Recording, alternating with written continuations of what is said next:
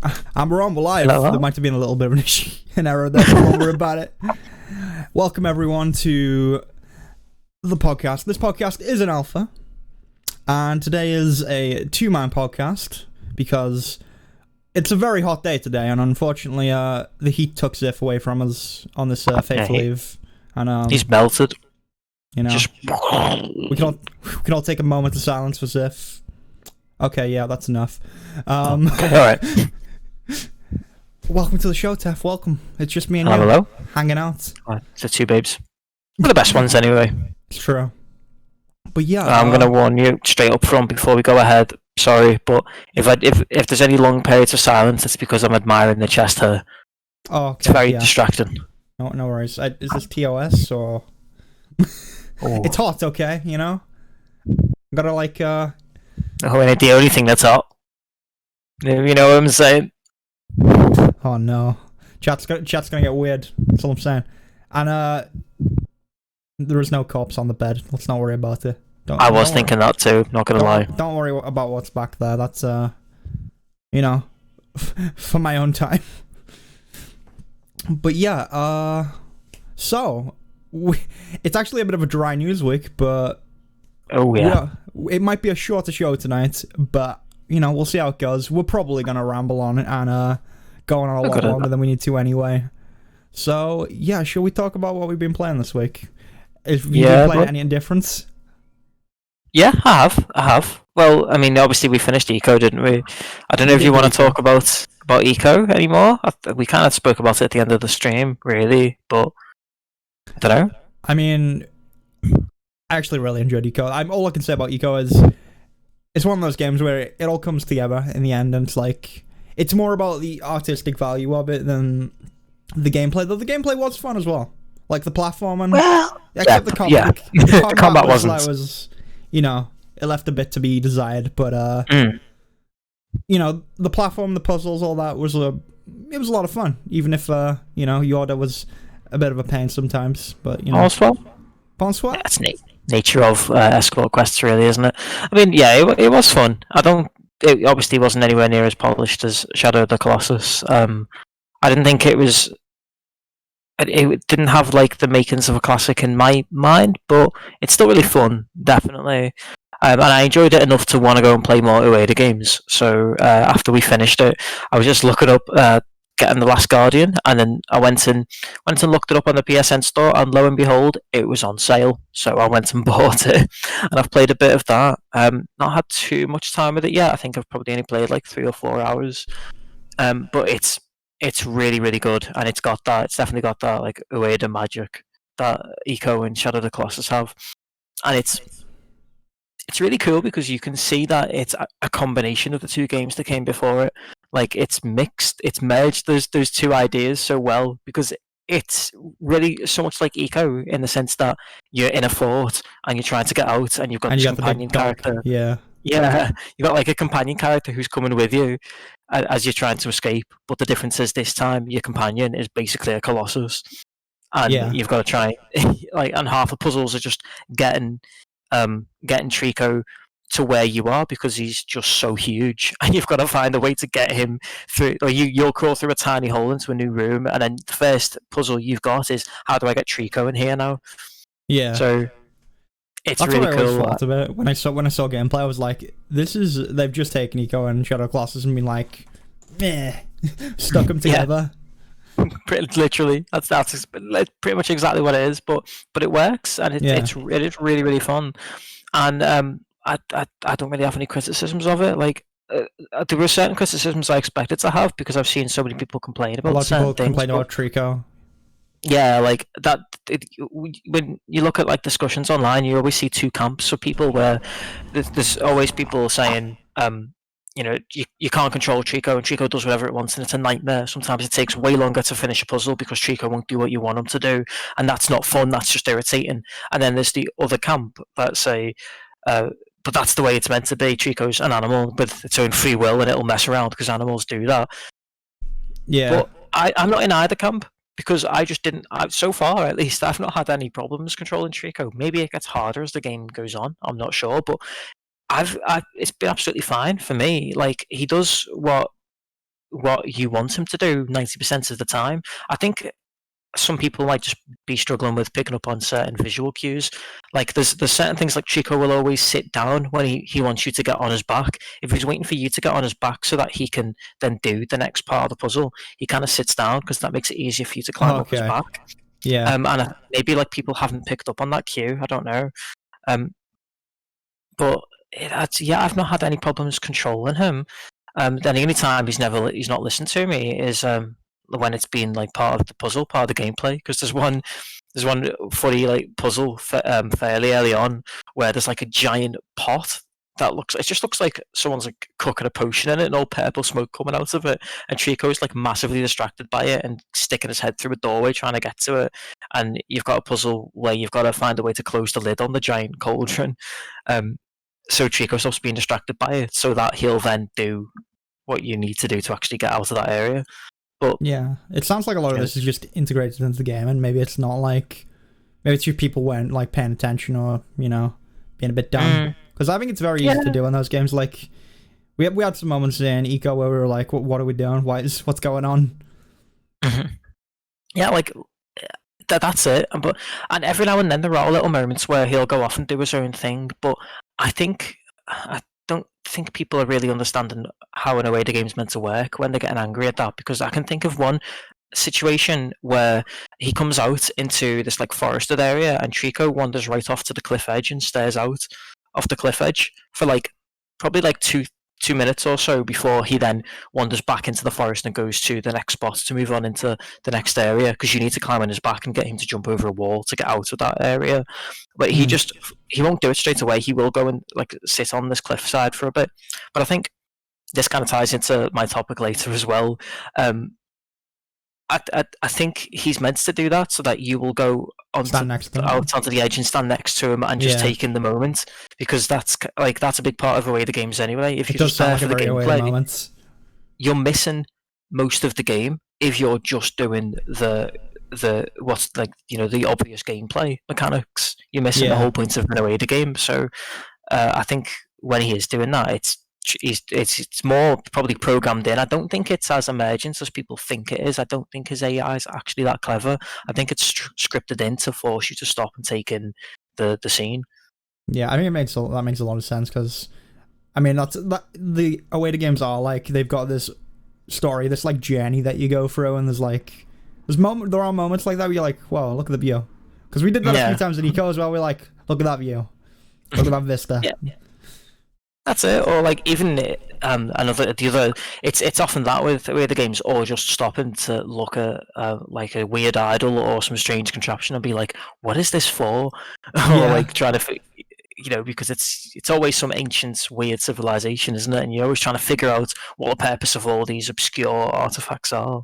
Yeah, so, maybe that's because we were already like invested in Awaita's games in a way, because we went in with the like, how does this connect to Shadow of the Colossus? What does this do? Because we've got an idea that everything in this world works in a certain way. We're like, why is there like this industrial stuff in this like fantasy castle and all this?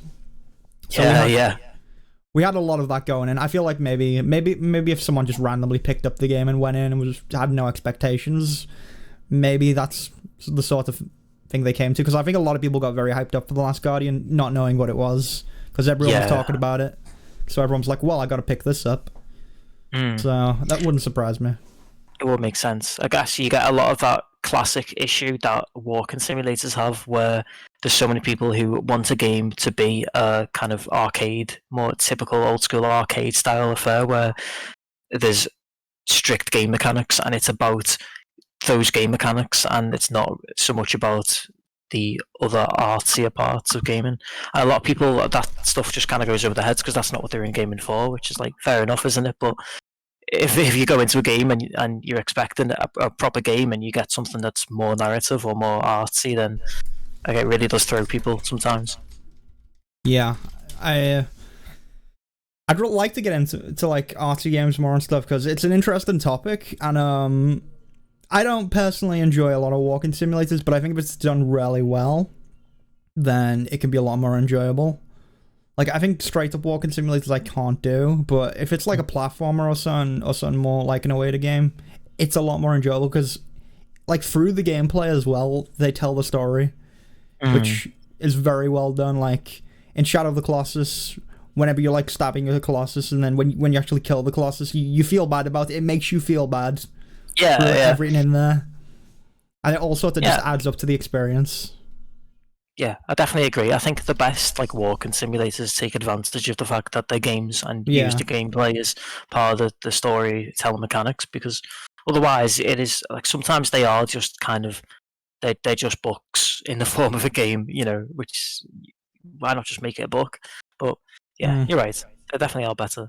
Like Hair Story is a great way to tell a story by taking advantage of like the unique aspects of the game. And yeah, so I never actually played Hair Story, but that was that was the one like the house, right? You went back home or something. You were like play a girl. That's Gone Home. Is that you're Home? Thinking of? Which That's one's Gone Home? Oh no! You're talking about the one where it's like a bunch of tapes or something. You go through. Yeah. That's the interview one. tapes. Yeah. Okay, yeah. So everyone gets their own.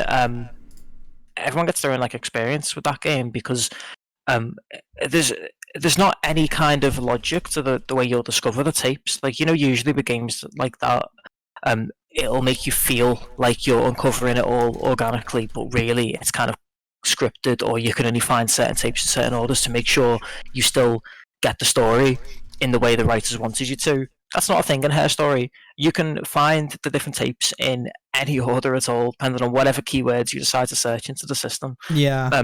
So everyone gets a completely different experience of piecing together that story. But it's such a good idea to have a story like that, where you've got to piece it together yourself, because it feels so interactive.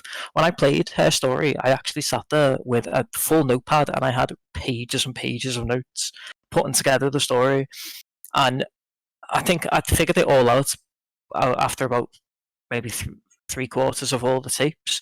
But you know, some people, it's a funny like byproduct of the way it's done. Some people have it all figured out after watching like 10 to 20 videos, and some people it takes them all the videos before they figure out what's going on. So I think games like that are really cool, because especially if you're like sitting down and doing it with a friend or something, you can also like fairy craft as you go, and you get ideas of where the story's going, and then you can see that like play out. I think it is a really cool way of doing things. There was another game that did something very similar, the name of which escapes me, but I've seen stuff like that before, and it's really cool. There's I'm also thinking there's like another series of games. I don't know who it's by, but they're all like FMV games. They're done in like an FMV style, and they're actually really enjoyable in the way they're done. I think one's called like Contradiction. It's set in like a small English village or something, and there's cult stuff going on. So it's interesting. You go to like the pub, you visit like the pub and stuff, and you're like a detective. Oh no, I was gonna say Everybody Goes to the Rapture, but that's No, that's a pure walking simulator. I don't think that was very good, was it? No, I didn't enjoy that at all. Some people really like that, and I tend to like all walking simulators, but I didn't really enjoy Everybody Goes to the Rapture at all. Yeah, I think Everybody Goes to the Rapture and Dear Esther. They were like Dear Esther was like one of the first, wasn't it? That came out. The first like big visual novel I talked about. Oh, not visual novel, sorry, walking simulator. Sorry, we're having some. I think it pretty much invented the genre, didn't it? Yeah. Yeah, we are. We're cutting out a bit. We'll just give it I'm just like looking at it and giving it a second. Hopefully that recovers. Hold on, what can I do? It's a poor dip. Oof. Dada. Sherbet dip. I don't know. I'm just enjoying watching you struggle and sweat. It's great. I mean, I'm just, if I'm not sweating already from the heat, I've got this on top, which doesn't help. But hey, I think we're okay now. Yeah, you sound good now. Fingers crossed. But yeah, but there was a few games in that series that I was talking about. There was like Contradiction. They didn't have one recently. There was like, I think they did a Dr. Decker. I don't know if you had that one. There was also the Shape-Shifting Detective, and then I think and then recently there was like Poem Monroe. There's a recent one that did. They're all very interesting. These. Yeah, they're very interesting. Yeah, they look cool. They definitely look cool. I might have to take a look into them. I think I'd probably like something like that. Looks Yeah, just exactly the kind of weird game that I'd love, probably. they are kind of weird, and I think they're kind of just enjoyable to sort of play along, and you can. I feel like with a friend, if you just sat down together and went through those, it's just an enjoyable experience.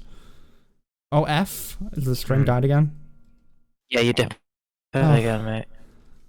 Dips to dips. We were like fine Ship when we dips. started. I don't know why it's doing this now. Thank you for the host, chemist. Having a bit of a struggle, but that's fine. I guess, is there anything else you've been playing this week then? Yakuza. I've been playing Yakuza. I still need to play. I need to get back into it because I loved Zero when I played it, and I played a lot of Bowser Zero. I played a bunch off stream as well, mostly doing like the cabaret mini game because I was into that. I was like, yeah, let's do this. We're gonna have the best club. Oh, you'll love the other ones then, because that cabaret club is in a lot of them. Because it was so many people loved it in Zero that it's been in pretty much every game since. But yeah, I don't think I've actually talked about my Yakuza like Odyssey on stream. I think I've only told you like off stream, haven't I? Yeah. So just so everyone's on a level here, I've been playing through all the Yakuza games ever since I finished Zero, and I went and checked my trophy history to find out how long this has been going on for, and I finished Zero in September. So I've probably been doing this since about June last yearish. I put a lot of time into Zero, more than the other games. Zero's quite long though, isn't it, in comparison? Yeah. It is. It's a long one, definitely. They differ wildly in length. Actually, like the first game is really quite short compared to Zero. I was amazed by how quickly I got through it. I think I finished Yakuza Kiwami 1 in like 15 or 20 hours. What completion was that with though? Like, did you do a lot of the side stuff in that? Yeah, it was kind of middling. I didn't do all the side stuff. I've not been doing like the business mini games because they usually take longer than the actual campaign to do. Like the Cabaret Club mini games and that sort of thing. They're usually bigger than the main story, so I've not been doing them. But I've been trying to do all the side stories as I've been going. I didn't do all the Majima stuff in Kiwami 1. You didn't do all the Majima stuff? I did most of it, but not all of it. I'll be coming back to that one though. I'll be coming back and finishing that one because I just wanted to get through like the main story for the most part, and do all the sub stories and just get the bizarre, sub story stuff. Which 0, 1, and 2 are the best of that, definitely. I think. Yeah, I mean that's a lot of the fun of Yakuza, just the weirdness. Definitely. Like I don't know. I'm trying to compare it to. You can't really compare it to anything. No, you can't. I think the closest thing you can compare it to is probably Shenmue, but it's got a sense of humour that Shenmue definitely doesn't have. And, that's only comparing the campaign. The campaign is like Shenmue, but that's a tiny part of Yakuza, isn't it, really? Because you get all that mini-game stuff and all the side stuff that you can do, the bizarre side mini-games. I was going to say, like, maybe, like, Eastern Saints Row in that, but I don't even think that's, like, close. Because it's a little... Yeah. To an extent, though, yeah, I see what you mean. Because Saints Row's got weird mini games as well. Yeah, it's it's such a weird series, and that's why I've been playing through. I've just finished the remastered collection, which isn't on PC. It's just on PS4 for now, but I imagine it'll come to PC at some point. That's Yakuza 3, 4, and 5. They were coming out. As they've remastered each one, it was being released gradually, like what they're doing with Halo Master Chief Collection on PC. It was the same deal, so I was playing them as they were being released. And 3, 4, and 5, they're older because they haven't been remastered like 1 and 2, so they're like early PS3 games, and they're not quite as good for the most part. They're not as funny. Like I did enjoy all of them in different ways. They're all still worth playing, I think. But they're not quite as bizarre. The sense of humour is a little bit more subdued. Not that much, but it's not quite as zany. Didn't actually enjoy 5 that much, but I think 5's the longest one I've played so far, definitely, because they just went all out on scope in that one. Didn't you say there's like 5 characters, 5 areas and stuff in that one, or is that? Yeah. 5 characters and 5 cities. I admit I sent you my stat screen as I finished it, didn't I? I'd spent nearly 50 hours on that one, which is definitely the longest one. Except maybe I played more on Zero, but I made a point of playing more side stuff on Zero. Yeah. So that was probably the longest one. I'd only had 11% completion because there's like 5 full cities, and each character has their own side thing. Like Kiryu, of all things, is a taxi driver in that one. Like you can do taxi driving side missions. So they've all got their own side business mini game, all 5 of them. One of them is an idol. So like she doesn't have battles. She just has like rhythm game dance battles in the street instead. And it's just a completely different tone from the rest of the game, and it's brilliant. I just love it because it's so different and weird. I really want to get back into the Yakuza games at some point. I just need to, find the money and time to actually invest. And then it's like, after doing 1 and 2, it's like, I'm not sure what I'd do from there, because the rest is on console, isn't it? Unless they all come to PC eventually. I'm sure they will eventually.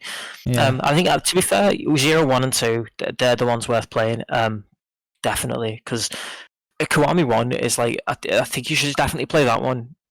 I feel like if you've played 0, you owe it to yourself to play Kiwami 1, because especially since it kind of feels like an expansion to Yakuza 0, because it's on pretty much the exact same engine. There's hardly any differences. It's a lot shorter, like story wise. It's really, really short, especially compared to 0.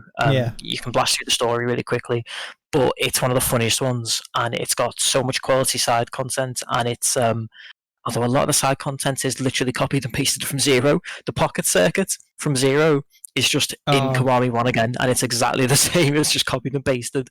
But then you've got the Majima side stuff, which is amazing.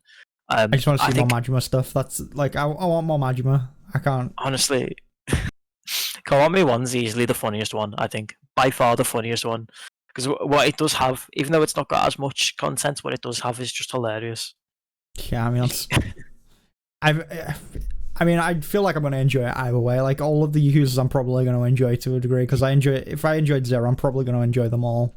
I think, 0 may set my expectations a bit higher for, like, the laser games, but I think, I think I'll go in and enjoy it. Just more Yakuza, isn't it? It's just one of those series now where it's funny when you play through them all, because you start with later games and then you go back in time, because some have been remastered and some haven't, or some have been remade rather, some haven't. And so I've had this really strange thing where you start with Yakuza 0, which is kind of in the middle, where it's not on the Dragon engine, which is the PS4 level engine that they've got for the games made in the last couple of years. It's a PS3 game, and you can feel it, can't you? Like, Yakuza 0 is a PS3 game. It's only on the PS4 in the West because it took them a little while to localize it, and the PS4 was out by then, so they put it on the PS4. But it's a PS3 game at heart, but it's like a late stage PS3 game, so it's kind of in the middle of Yakuza's lifespan. And then you go to Kiwami 1, which is like, the next game directly after 0, so that's fine. And then you go to Kiwami 2, which is after Yakuza 6 came out, and that's on the big fancy Dragon engine, and that's like one of the newest ones, and it feels really good to play, and it feels really modern, and there's all these huge leaps forward in technology and game design. And then you play Yakuza 3, which is the oldest one you can play now that hasn't been remastered. And Yakuza 3 feels so old, and the graphics are awful because it was the first PS3 game. It's a very early PS3 game, so it's got that strange vibe that those first couple of years of that generation had, where they're basically PS2 games with slightly increased graphics, but they're not even that much better looking than the PS2. So it's weird. And then you slowly work your way back up through 4 and 5, and then you get to 6, which is just a huge leap forward again, because you've already played 0 and Kiwami 1, so you're jumping forward a few years. So it's weird. It's all over the place. Judgment as well, isn't there? In there. Yeah. Judgment's the latest one. I've not actually finished Judgment. I have got it and played like half of it. But that's the latest one besides 7, which isn't out in the West yet. Yeah, and that one's a bit more like Sleeping Dogs, because you play like a cop, don't you, in this one? I think. Yeah, it's not as different as I expected it to be. It's tonally the same. It's got the same wacky sense of humor, definitely. But yeah, you play as a detective. You play as basically a private investigator. Who like works with lawyers to dig up dirt on people and stuff like that. It's a bit more gritty. It's a bit kind of slightly more noir, but not that much more. And it's not got as much in the sense of side stuff. Because rather than just having all the sub-stories dotted around the map, you get side cases instead, kind of like how LA Noire did it, where you'll go to like, you'll come in, you'll go back into your office, and sometimes there'll be someone waiting there for you, and you'll speak to them, and they'll give you a side case. So it's not got as much side content, but the side cases are just as weird. Like there's one where you're trying to find out the identity of a ninja who's like climbing up the walls like Spider-Man, and people have spotted him all over Camaraccio, and no one knows what he's doing or what he's up to. So yeah, I can imagine how weird it would get. Yeah. Yeah. It's good. Shall we move on from Yakuza then? Because I feel like we've been going to Yakuza for a while.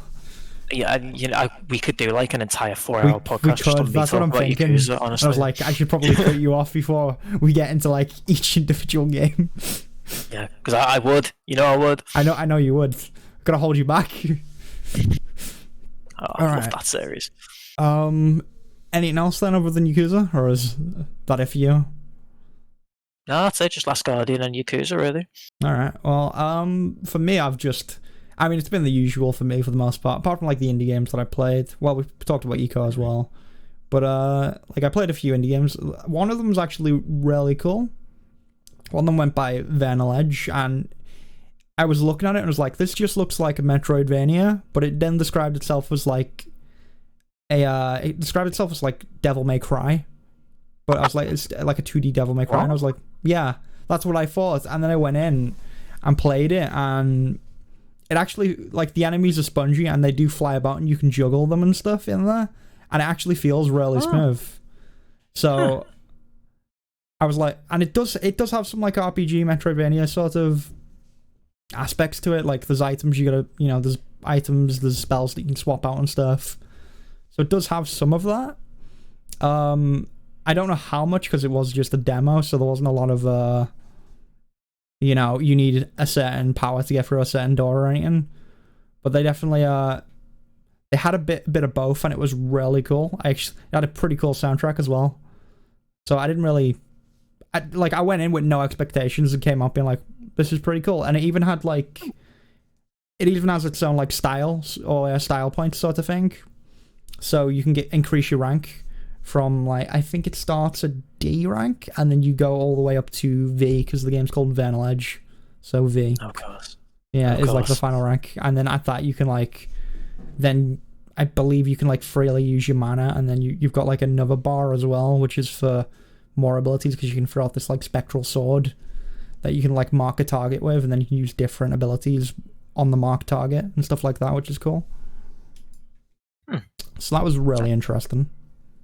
I can't believe no one's ever thought to put the Devil May Cry / Platinum sort of fighting style in a 2D game before. That's actually...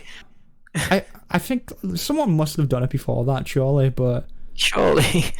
It felt smooth, I can say that. Other than that, I was playing another one called Ever Forward, which is by the same guys who did My Time at Portia. I don't know if you know what that one is. I know of it. I never played it though. Yeah, so I didn't realize they were a Chinese game developer. So I went in and I was like, are they speaking Chinese or Mandarin? I was like, and then I realized there was like a few words of Mandarin and stuff that I can pick out, and I'm like, oh, okay, they are speaking Chinese. And I was like, oh, they're a Chinese dev. Didn't know. But yeah, it was called Ever Forward, and it was like a puzzle game, which it was a little it was interesting. The art style was nice. It was a good looking game. Wasn't very optimized, but it was a demo, so I can forgive them on that.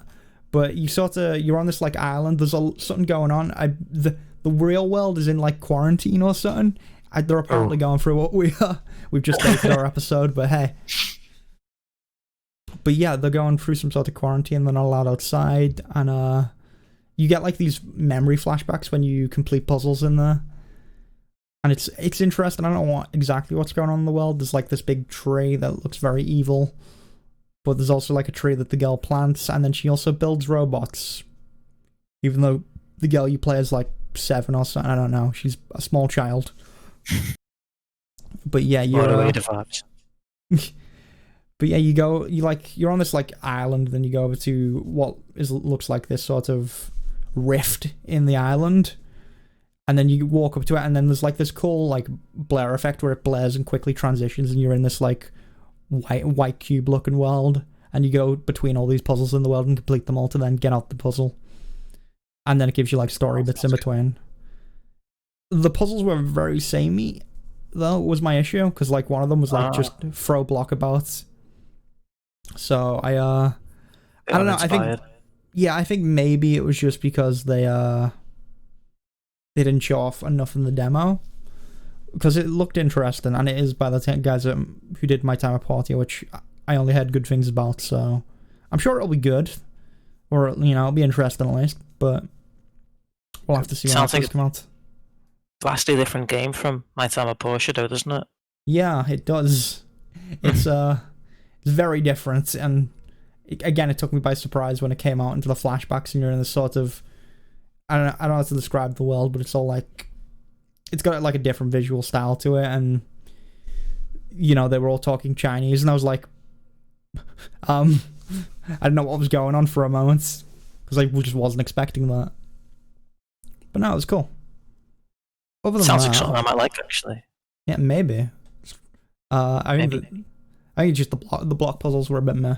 I had some moments where I just couldn't figure stuff out for ages, and I was like, what am I doing wrong? And it just turned out I had to like throw one block over this way to distract the camera, turn the other way, throw the other block in another direction to distract the cameras again, and then run past, pick up the block and then just run to the very end. But it was stuff like that. It was kind of difficult to figure out, or it was a little weird because there were these robots that sort of span round, and they'll spin in like a certain direction depending on where you throw it to and where you throw it from, and you have to move super slow when you're around them. The game like forces you to do it, so it's a timed thing, and you feel very slow. But fair enough. Yeah, I don't like it when they restrict you like that. Like, because it never feels as fun as they think it feels. Yeah, that was my issue with it, I think. But other than that, it looked nice. It was a pretty game. Has an interesting story. We'll see where it goes, I guess. But yeah, I don't think I played anything else other than that. We are like streaming. Too busy streaming. You know me, streaming, making videos, parkouring. Parkouring. We did do a lot of parkour. We did do a hell of a lot of parkouring. I was quite proud of our progress, actually. Yeah, we've done pretty well with that. But yeah, probably shouldn't bring that up. Actually, we'll anger the chat with our cheating. It's not my fault. Okay, not my fault. But yeah, we are at the 40-minute mark, by the way. So really, yeah, we probably could move on to news and actually be fine. Wow, imagine that. How do we ramble so? How do we do it? I feel like I just let you go on with Yakuza. that filled in that was time. The secret. I mean, yeah, because the secret is to let me talk about 6 games all at once. 7 if you count Judgments. True. Okay, so on with the news then, I guess. We'll get right into it. So, first of all, the PlayStation event that we spoke about being there around the next 10 days or so has been confirmed for June 4th. So, yes.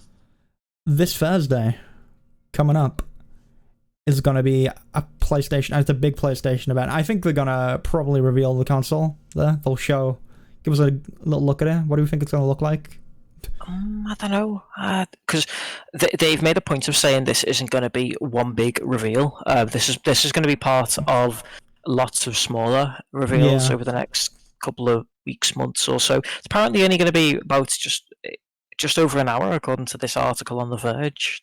Yeah, so, I thought it was focused on games originally, but they've also been, I don't know if you known about this, but they've been advertising it on like TV as well. They've had like TV slots for it. Oh, really? Yeah, which I didn't know about, so I was like, it feels like they wouldn't spend that much money on it unless it's something big. Yeah, so that's the point. Yeah. I'm like, maybe it's the console, maybe we just get a bunch of games. We did speak about what games we expect to see last week, didn't we? Yeah. It's tough though. I don't feel like I know what to expect at all. I wonder whether there's going to be a lot of brand new announcements. Yeah, there's got to because be some new IP, surely. I just can't think of any games where I'm like, oh, that's definitely going to be next gen, or at least not any that are going to be coming out, when the PS5 actually comes out. Because there's plenty that are off in the far off future, like GTA 6 and Elder Scrolls 6 and Cyberpunk, which maybe soon, maybe not. Who knows? Cyberpunk we'll be getting this year, hopefully. Yeah, you keep telling yourself that. You said that in 2013. I listen. I knew it was going to be. I knew it was a way off in 2013. I've only waited 8 years. Okay, it's not been that long. I did my waiting. 8 years, I bet. But yeah, new awaited game. Oh boy! Imagine. I mean, considering his track record, it'll be the PS6 before we get a new awaited game. Probably. Or it could be Yakuza 8. Even though your 7's just come out. I mean, actually, the rates Yakuza games get whacked out. Could be Yakuza 8. But true. I mean, I don't know what's coming. So apparently, there's been rumors for a while that there'll be a new Silent Hill game. Yeah, don't talk about that too much though. That's another news item that we've got. That is, but it's been rumored that it will actually. There might be an announcement about it on the 4th. I think they said. It's going to be between the 4th and August, because apparently they think it's going to come out August 1st or something. There was some talk about that. I don't think we're going to see it. Like, if we do see another Silent Hill game, would you even want a new Silent Hill game, actually, with Konami? With Konami behind it? I mean, like, if they give the original team, I guess. No, but the chances of getting the original gang back together now, it's been, like, it's been... over 15 years since they made a game, so I don't think that's going to happen. I don't really think Konami are going to make one anyway, to be honest. I don't think they're interested in Silent Hill at all anymore. They're not really interested in AAA games anymore, are they? They're interested in arcades and pachinko machines. Pachinko, yeah. No, I don't think it's likely anyway, but even if it was, I find it unlikely that it's going to be a good Silent Hill game, unless they dig up some quality, developers and designers and directors to do it like they were going to do with Silent Hills originally. Unless they do that again, there's no way it's going to be good, but they won't do that because that would cost too much and they're not interested in AAA games, so I'm not too hopeful. Not really. Yeah. It's like if Konami was taken out of the equation, I'd be like, okay, I could see some potential here, but we remember what they did with Metal Gear. I feel like, I'm not sure if they purposely with Metal Gear Survival, like, we're gonna just run this IP through the dirt. Take that, Kojima. I don't know if they were doing it out of spite after the whole. Seem that way. Yeah, but then again, who knows? They might do the same with Silent Hill because they were attaching him to a new Silent Hill game. After that, they might be like, you know what, Kojima, you wanted Silent Hill, you wanted a horror game as well. Have Silent Hill survive. Oh man. Oh. But shivers down my spine. It does, honestly. But yeah, at the event though, I'm personally hoping. I do think we might see the box, and as long as it's not that U-shaped box that's been leaked in the past, then I'll be happy because that's horrible. I saw a pyramid-shaped box. Oh yeah, I saw that too. Yeah. The amount of people, the amount of normies on Facebook who believed that announcement. Oh. Just look at it, of course, that's not real. It's horrific, it's disgusting.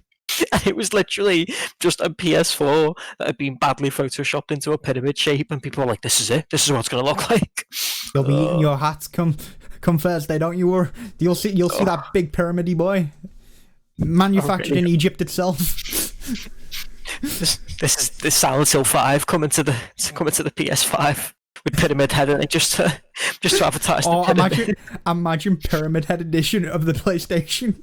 I mean, I'd buy that. I would buy the only way you'd get me to buy a pyramid shaped console is if it was Pyramid Head shaped.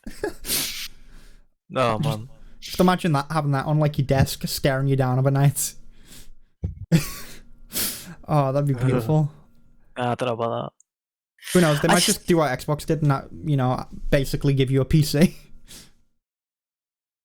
Yeah, I think that seems to be the way consoles are going now, and they're going to want to compete with what Microsoft's doing, aren't they? Really, because I feel like they've really picked up the ball, and Sony's got a good run for their money this generation. So it's always the way, though, isn't it? Microsoft's picked up because they were struggling. Sony might just be complacent, and they're being a little bit complacent with the whole backwards compatibility thing. I'm beginning to get concerned about this because they're hiding so many details about exactly how this is going to work. Yeah. And I'm hoping we get some more info on that on Thursday, because I would like to be able to just sell my PS4 as soon as the 5 comes out and just upgrade straight to the 5. And it'll probably be a year or so before any good PS5 games come out, if it's anything like the PS4 release. But at least I'll still have all my PS4 games to play, and I'll be able to play them souped up in PS4 Pro mode, or maybe even PS5 mode, because I'm sure some games will get patched to run natively on the PS5. So Yeah, I mean, there was rumors going around that it would have backwards compatibility back to the PlayStation 2, and I was like, I don't know about that, but no, I don't know. I won't have that. yeah, I mean, there's a really good emulator that they built for the PS4. To be fair, which if the PS5 is as similar to the PS4 in terms of architecture as they're saying it is, then I can imagine they can just port that emulator straight over. And that emulator is really good, and hardly any games took advantage of it. I was thinking about this a few days ago, funnily enough. There's like Jack and Dexter is on the PS4 store as an emulator title, and all the old GTAs like Manhunt and Bully and basically all the old Rockstar games they're on there. Yeah. And then a few really random obscure games that no one wants to play. But it's hardly any games use that emulator, and it's a shame. So maybe I'll just port that over, and more people will use that. But I don't know. I feel like the industry's moved forward now, and now they just want to remaster PS2 games instead of porting them. So yeah, I suppose we'll see come Thursday. And are we gonna do a thing on Thursday? I suppose. Do we want to talk? Yeah, do you want to talk about? Yeah, we might as well. Let's drum up some hype, even though we literally came up with this idea about an hour ago. Yeah, and we don't even know if it's gonna work properly. But hey, we're thinking we'll figure it out. Yeah, we're thinking that on the Thursday, since we don't have a story game for next week, what we're gonna do is we'll sit down and watch the PlayStation event live together, and we'll do some commentary over it, give our thoughts, do a bit of snark. It'll just be very cynical and snarky the whole time. Oh, that we'll be really good at that, especially me. Oh boy, I will love it. We are very, very jaded.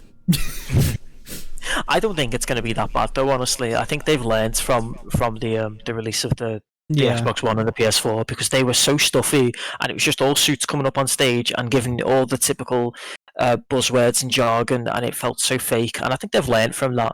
Like Sony definitely have learned from that, and Sony weren't even the worst offenders. The Xbox was far worse, but the way Sony have treated it so far, it's already so different. The fact that they had that video where Mark Kearney just stood there and went through the technical specifications of the PS5 in great detail shows that they're not just talking down to us anymore, and they're not trying to appeal to the casual people anymore, which I think is good. There's no point in doing those big industry shows anymore for the casual people, because I don't really think that's how the world works anymore. Like, people aren't going to those big shows. You certainly aren't getting like casual gamers going to E3 anymore. It's just not a thing now. If people are watching these announcements, they're probably doing it because they're the hobbyists. So I think it was more so like stakeholders and stuff. That was what E3 was for. It was for the business people, and they were like, here's why these are gonna sell, why you're gonna want to invest in these and stuff. That was kind of what they.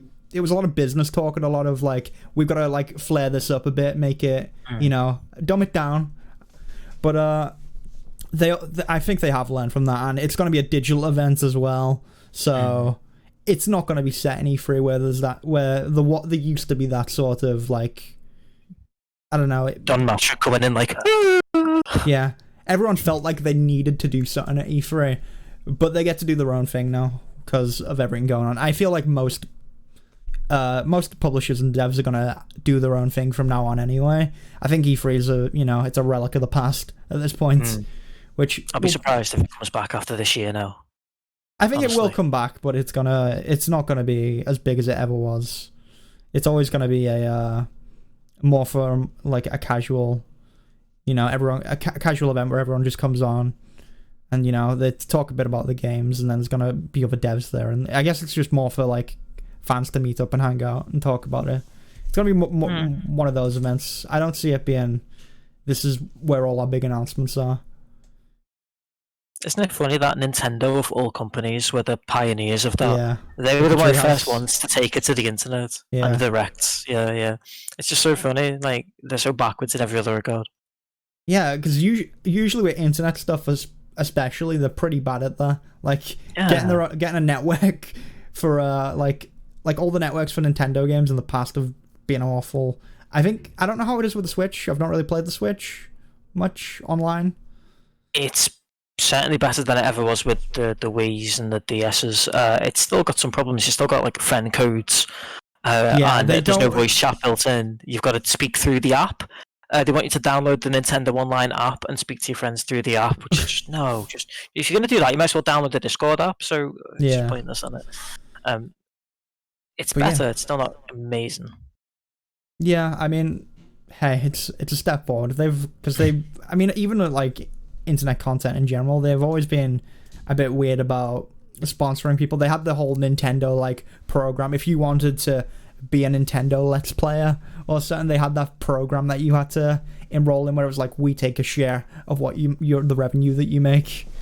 I forgot about that. Oh. Yeah, they've done a lot of stuff like that in the past because I suppose they just don't get it as much. But hopefully it starts to sink in a bit more. I feel like they've gotten a lot better with it, at least. Yeah. So certain parts of Nintendo definitely have, because certain parts of Nintendo are a lot more forward thinking now. Like Breath of the Wild, for example, was all new developers, wasn't it? And that's why it's such a huge step forward, because it was new developers going, we should make our games modern, guys. Imagine that. And it was the same with Splatoon. Splatoon was a team of young developers as well, and that's why Splatoon is the only game with an online menu system that makes sense and netcode that works. It's the only Nintendo game that actually works properly online. Netcode that works? Oh no! Imagine that. Madness. Nintendo never change. I'm just trying to think of I mean, I'm gonna miss Reggie. You know, Reggie was a good headman for them. Yeah, he was a good lad. Mr. Battles is not quite the same. Yeah, it is pretty funny that you got someone called Bowser. It's amazing. Doug Bowser, what a guy. But yeah, I don't know, I've not really seen much of what Bowser's done for Nintendo yet, but you know, he's still got a long career ahead, hopefully. He's not quite as much in the public eye as Reggie was, so yeah, you don't hear as much about him. Reggie actually did some internet video stuff as well. I don't know if you saw anybody. I remember him doing he did sketches with Mega 64. I don't know if you know Mega 64 are. I've never seen that. Yeah, but he done a sketch where I think he was like a robot or something that they were controlling us. It was something weird like that, but yeah, cool guy. He was really cool. Yeah, we're gonna miss you, Reggie. He's not dead. Forever not. What's Reggie up to now? I think he's a CEO elsewhere now, I think. Yeah, he is, isn't he? I forgot where.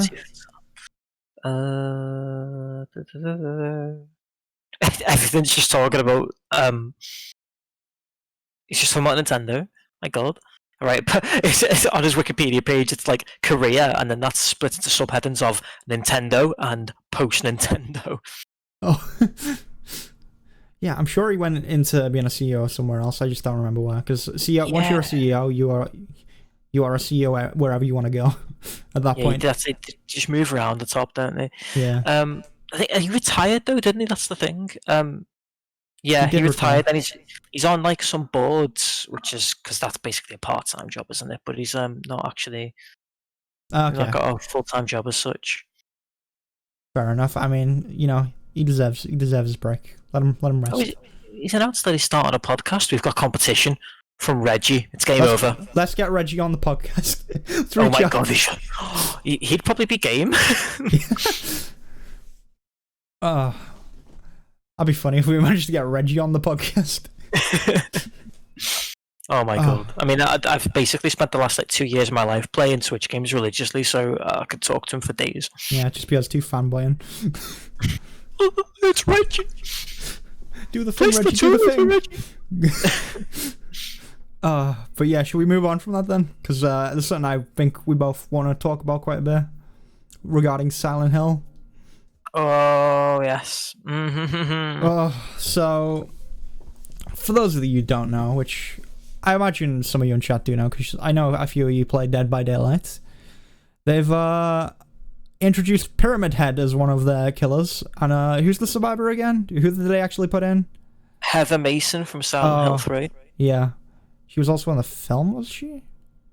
Well, One of the films? the concept, the second film, she wasn't. I think like it was her design, and their name was different though. But it basically was Heather. Yeah. Okay.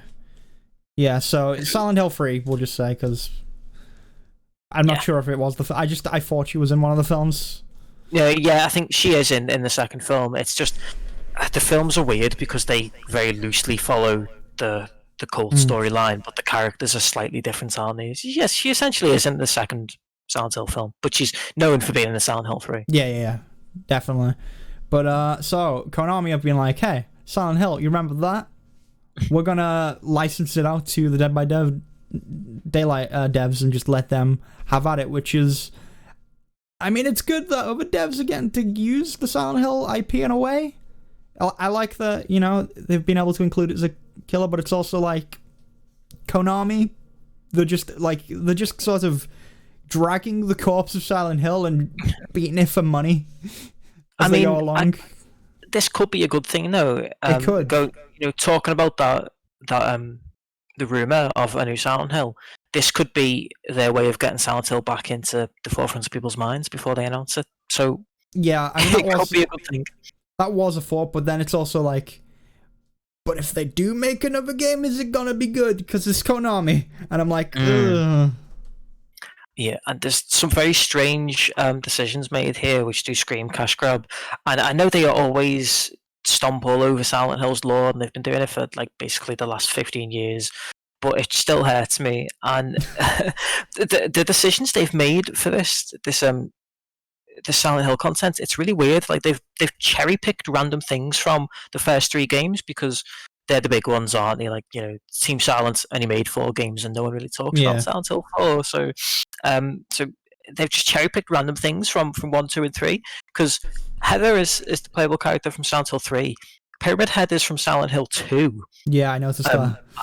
And shouldn't be in anything except Silent Hill 2, but I'm not going to start on that. I'll rant forever. Yeah. And the level is Midwich Elementary, which is the first level from Silent Hill 1. I don't know. But he also... So... What upsets me is the way he also holds his blade as well. Why? I don't know. I feel like you should just drag it everywhere. I feel that'd be a lot more...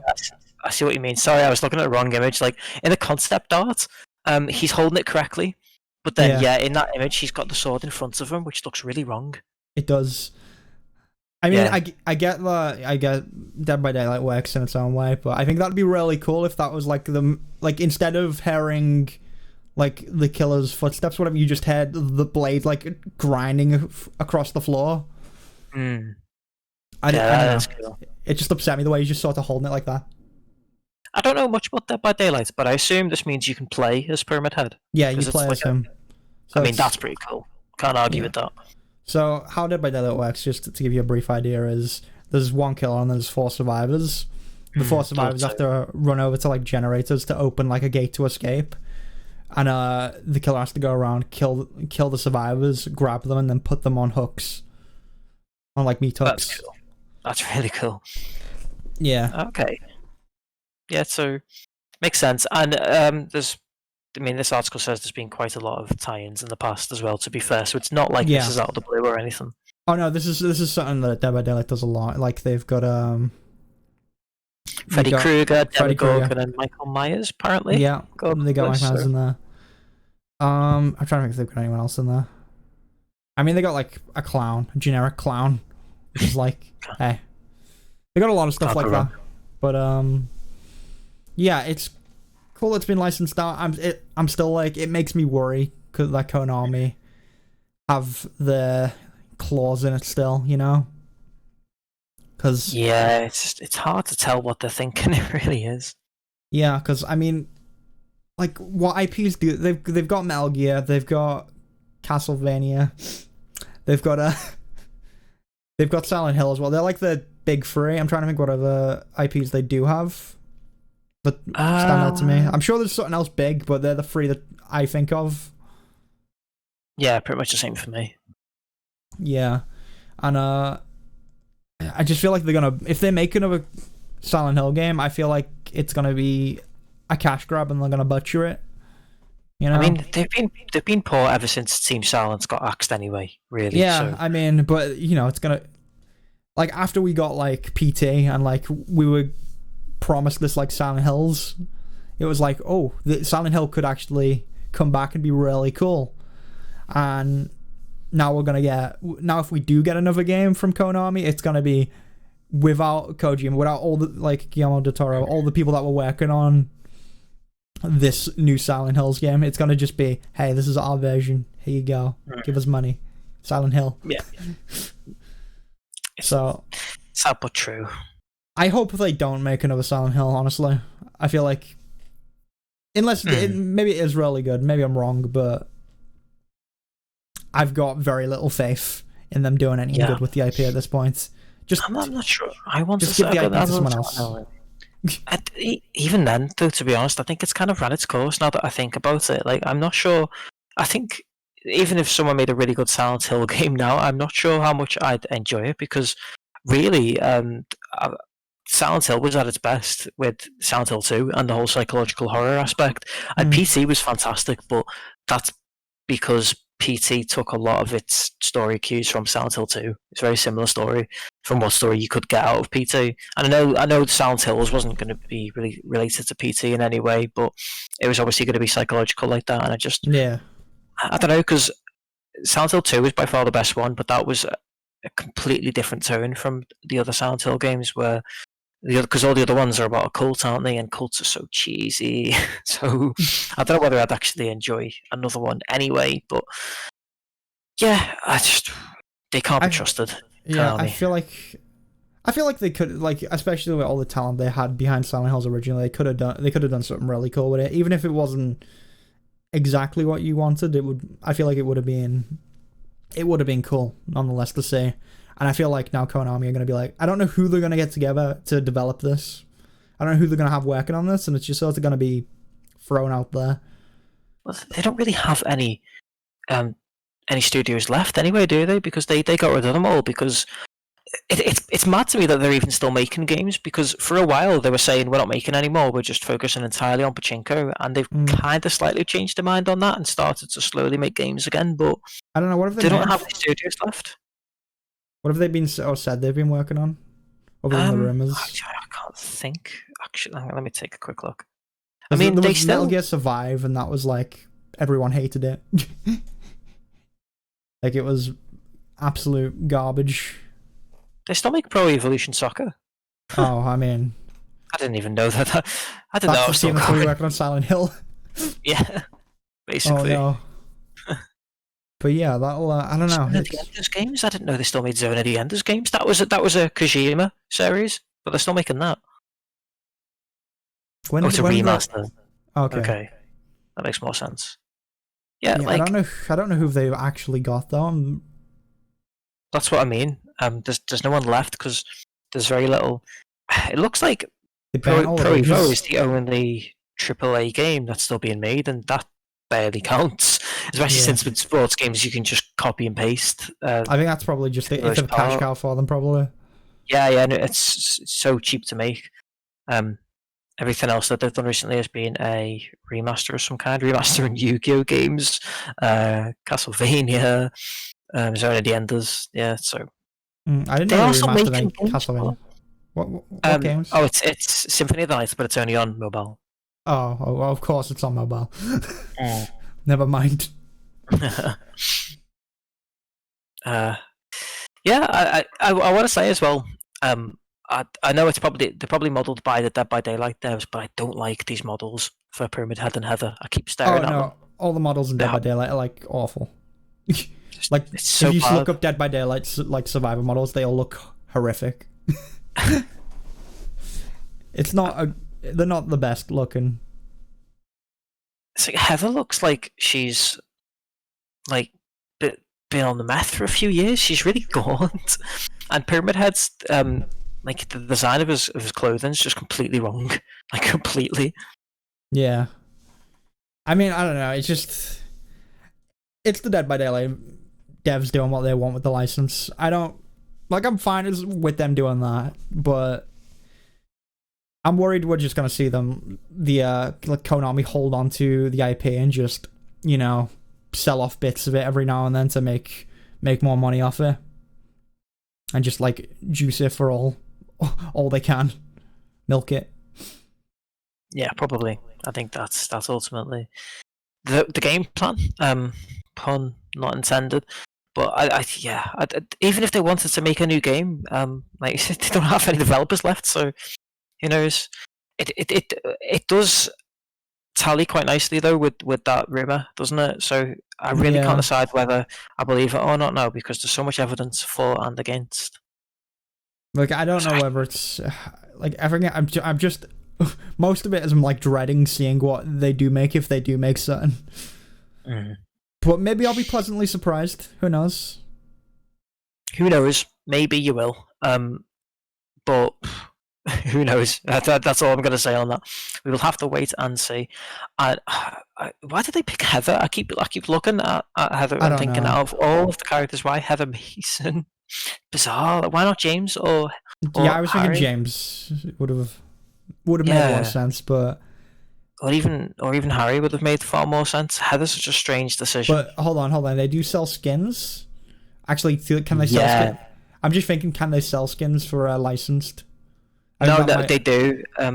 It says on that article in Polygon, it says you can get a Lisa Garland skin. Oh, okay. So yeah, look, you can sell some skins, and if they're using female characters, they can maybe sell off a few more skins, if you know what I mean. Oh, that's very true, actually. Yeah, because Lisa Garland's got a kind of slightly sexist nurse costume, hasn't she? So, yeah, I'm surprised they don't sound like the bubble nurses as a matter of time. Yeah. But I guess that's that. We spoke on Silent Hill for a lot of time there. That's another game I could speak about for We're hours. Actually, an hour and 10 minutes in, and we've still went through all the news topics. If you want to take a break, and then we can come back, finish the news, and go on to our topics. Sounds good. All right, so we'll be right back. We're gonna go take a quick 5-10 minute break, and then we'll get into the rest of the news. There's not much left, and then we'll go into our 2 topics before we wrap up for the night. So don't go anywhere, and we'll be right back. And we're back. Tef's waving. You can't really see his hand because he's moving that fast. Oh, there we go. You can't see him.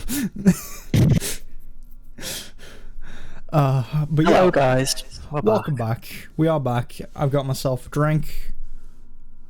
Tef, I don't know if Tef got himself anything.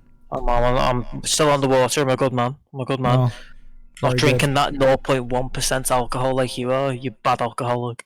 I don't know what you mean. Sip, all right. Sip. All right, so should we finish off the news stories that we were doing? I've also forgot to change the currently discussing. That's fine. But should we? Whatever.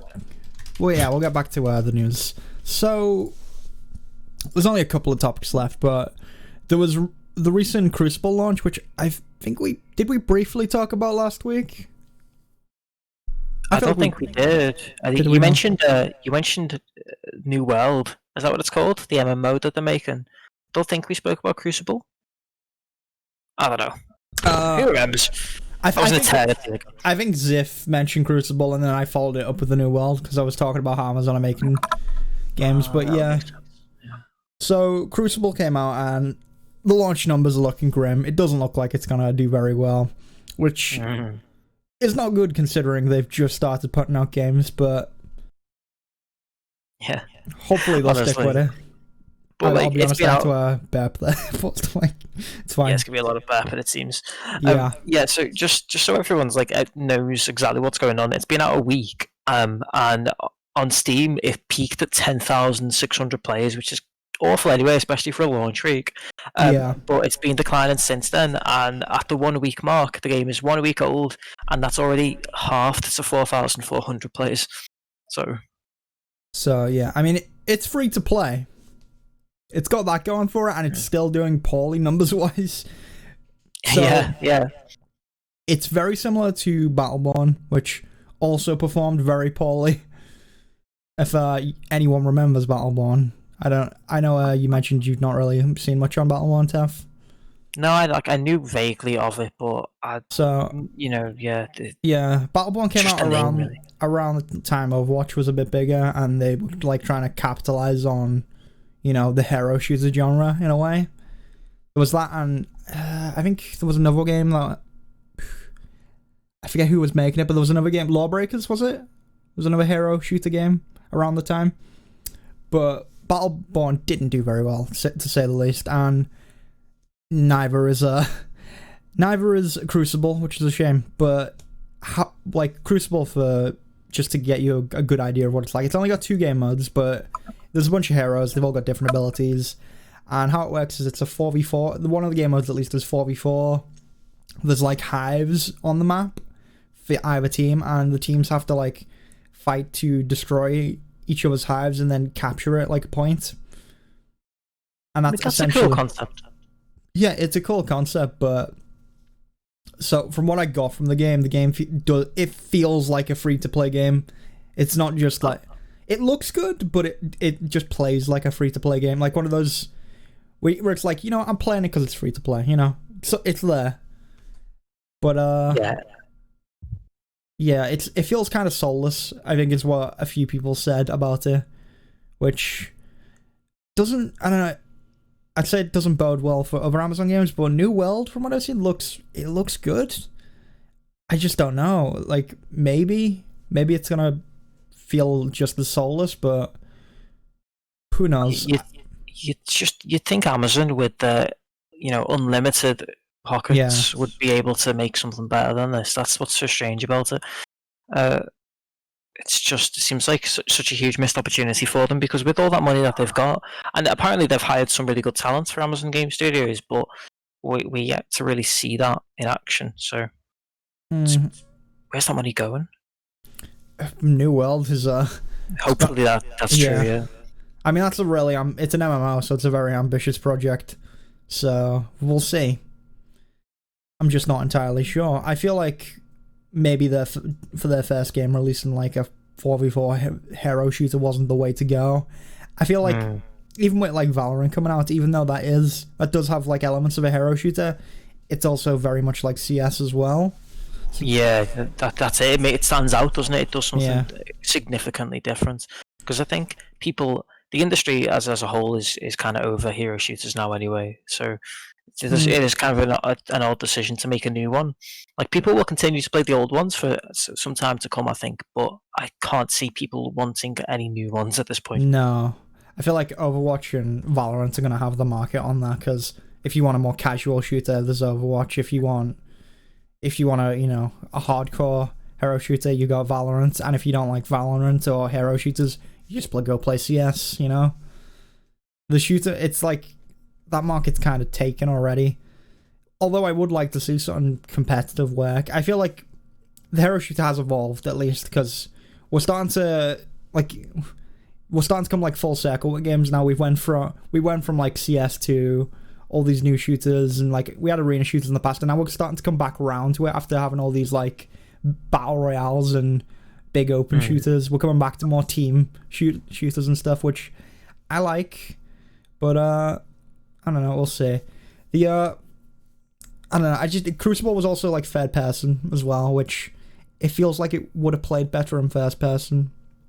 I think a few people said, and it feels, when you look at it, it's the animations for the third person, some of it clips sometimes, adding to that free to play feeling. Amazon should be able to do better than that, though. That's just, it's poor. Yeah, I feel like it must have been a small team, surely. Yeah, that's anything that would make sense, I suppose. And the whole third person thing, that reeks to me of some Suits idea, or some let's get some shareholders idea. It's that's it. Or someone's looked at Fortnite and went, well, Fortnite's third person. That's clearly the way to go. Yeah, it's that's some shareholders made that decision. That's not a game designer's decision. Yeah, I feel like that's mostly what this game's been. It's like, let's put out a free-to-play third-person hero shooter. The kids will love that. That Yeah, is it's very by never- the numbers. Yeah. So it didn't really. I mean, it doesn't really take a lot of risks. It doesn't do anything new. It kind of does some of what Battleborn does. Takes a bit from hero shooters, and then it's like third person. Throw that in there as well. So Awful timing too, isn't it, for the release? And I know they couldn't possibly have known at the time. I'm sure they've had this release date set for a while, but with it coming out the week before Valorant's going to come out, I don't think it Yeah. ever had the chance. So Valorant comes out tomorrow. tomorrow. Yep. Yeah, I looked at the date and I was like, it's today, isn't it? And I was like, no, tomorrow, because I think it is the first, but in America it's the first when it comes out. No, the date's down as actually the second. It could actually be the third for us that it comes out. Oh, okay, I heard it was the first, which is why I was a little confused. I don't know, who knows? But yeah, Valorant's coming out. That's gonna like dominate for a while. I mean, I predicted Valorant would be big back when they released like the teaser trailer for it. Like it was it kind of, I feel like it wasn't even a year ago when they released that. Actually, they were pretty quick getting the game into beta and giving it out to people. I'm not sure, but yeah, it was it was Riot, and Riot are very, they've become like Blizzard, and they're very good at taking other people's ideas and improving upon them. And that's what Blizzard did for years, and Blizzard were like the best at it. And you know, Blizzard have definitely been on the down as of late. So Riot are kind of taking that spot, even with the dodgy anti-cheat system they've got in there. I know, God. Yeah, I want to play Valorant, but I'm not too keen on installing that. But I mean, apparently it's not quite as bad as it was now. I think they have set it now so it only runs when the game's on. Which No, so it's always in the background, but you can turn it off now. Right, okay. Yeah, because it was. You can't actually uninstall it either, can you? If you uninstall Valorant, it's still there, which is very dodgy. Don't like that at all. So if you do, you can get rid of it if you wanted, but you couldn't play Valorant. So even if you turn it off, what you have to restart your PC before you can play Valorant again. It won't just start up with Valorant either, which is, it's a bit dodgy, you know. And but Valorant is a lot of fun from what I played. I think it's lacking in the maps. I think that's its biggest issue. And they're bringing out one new map, and then they've also released one new hero recently. I think she's like a vampire or something.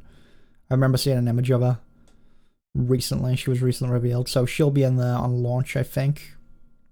Not 100%, but I know that they've shown her off.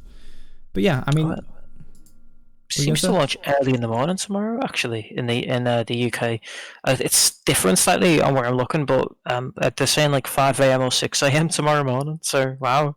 Yeah, I guess it is the first in America then. I thought it was. I wasn't 100%. It's not even on the Wikipedia page. It says the second. It's very confusing. I don't know. It's kind of all over the place. Some places are saying that, but then some places are saying there's like a countdown where it says 18 hours from now in the UK. That's not 5 a.m. because it's 9 p.m. now. So I don't know. I have no idea.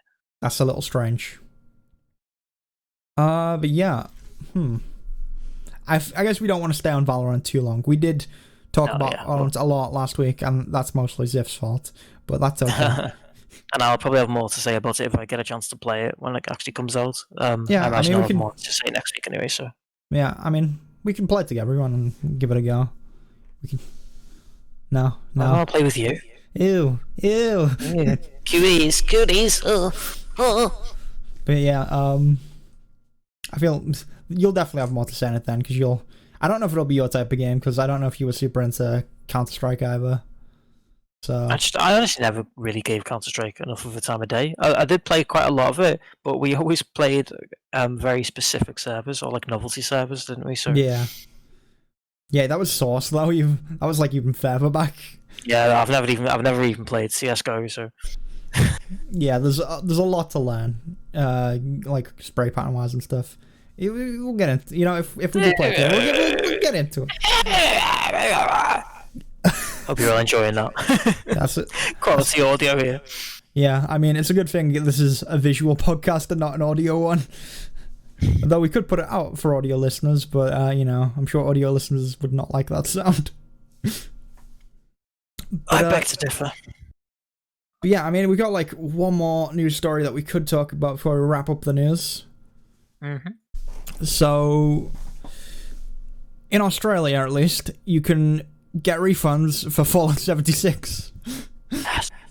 Finally. It begins. To be honest, I think they'd be used to being in a post-apocalypse down there, That's what Australia is, right? Pretty much. But yeah, prison life, I guess. I don't know. So let's go with that joke. Cut that one. Axe that. Yeah, just we'll cut Take that out and post. Yeah, I'll take that on post. Don't you worry. That's how Twitch works, isn't it? Yeah. Don't worry about it. You're cool. All right, but yeah, I mean, it's Fallout 76. Honestly, it seems a bit late for refunds, but they're getting them, and that's cool. It's only because this has been put in place by the Australian Consumer Rights Board, essentially the Australian Competition and Consumer Commission, or ACCC. They're the ones doing it because they got a whole bunch of complaints about EB Games, which is like it's Australia's like equivalent of Game here or GameStop in America, isn't it? And because they were refusing to refund customers who were claiming, like, one, you had the game's not particularly good. It's actually really, really broken, technically, not even just from like a good gameplay point of view. It's just massive. Oh, are you losing me? Hello? Yeah, hello. We're losing you. You're back. Okay. So right, but yeah. So yeah, they got flooded with complaints apparently, and they forced EB Games to start refunding them, which is really cool. I don't know if we can do this in the UK. I've never heard of this before. I mean, we've got laws that would definitely allow this. I mean, we've got really good consumer rights laws anyway, so I don't think it would ever come to this. But it's really interesting that it's a court enforceable undertaking, and like EB Games have agreed to it, and now if they don't give these refunds, they get, I guess, it gets taken to court. But this is going back some time because it says they've committed to refunding consumers who contacted EB Games about Fallout 76 between November 2018 and October 2019. So this is going back to the release, to be fair. Yeah. I mean, I feel like we probably could have refunded it over here though as well, couldn't we? Like, we could have taken it in, and I don't think it would have been. I've not heard any stories of people refunding it, but I imagine that would have been something that people did over here. Well, yeah, probably be easier to do it here because our consumer rights laws are better for that sort of thing anyway, in general. But I think it's cool though that that's happened, and it's not like people can abuse it. You can't like call for a refund now. This is specifically for people who wanted a refund in the year or so after it came out when it was particularly broken. Because I think now it's not as buggy now, is it? Like it's still a bad game, but it's nowhere near as like expansion actually. Yeah, of course, yeah, that's right. The NPCs are in the expansion now as well. That's the thing. It was more than just a bad game when it came out. It was a broken and unfinished game, and I think that's different. Like when you sell someone a game which is essentially in beta stage, and obviously early access is different, but if it's a finished game and it's gone gold and finished, it's that's not really ethical. It's like what happened to No Man's Sky. That game wasn't finished. It's great now that it is finished, but like they shouldn't have sold it when it wasn't finished and said that it was. So credit to them for actually sticking with it, because most devs would have dipped out at that point when they got that much. Like they got a wave of hate for that.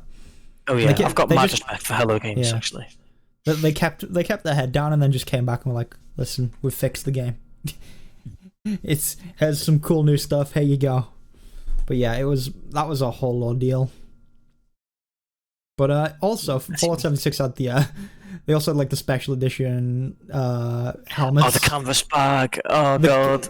Did you know about the helmets as well? I must have done, but I can't think of what it was now. So the helmets, I believe, they had mold in them or something. That was Yeah, that's right. Yeah. so they had to recall them because it was actually making people sick wearing them. It was giving you the true post-apocalypse radiation experience. You know, They did it on purpose for that authenticity. Yeah, they should have advertised that on the box though. I would have bought it then. Pop one on. Sleep. Oh, dude. Permanently. Fallout 76 is just so much fun. So, like, it's fun to follow it because it's just a train wreck consistently. It's just like, one after the other. When you think things can't get worse, they manage to top it consistently. It's incredible. It's so much fun to watch. Yeah, I mean, I don't think they've done anything too bad recently. They had the expansion coming out, which some people have actually praised. They say it's good, but you're also paying more money. Mm. And I don't want to give that game a dime. Not giving Bethesda any more money these days. Yeah. No, thank you. Shady. To be fair, Bethesda haven't done all bad. Doom was okay, right? Even if but that's not developed by Bethesda. Yeah, published. Yeah, but like ZeniMax and the Bethesda publishing side of things is a different ballgame, I think.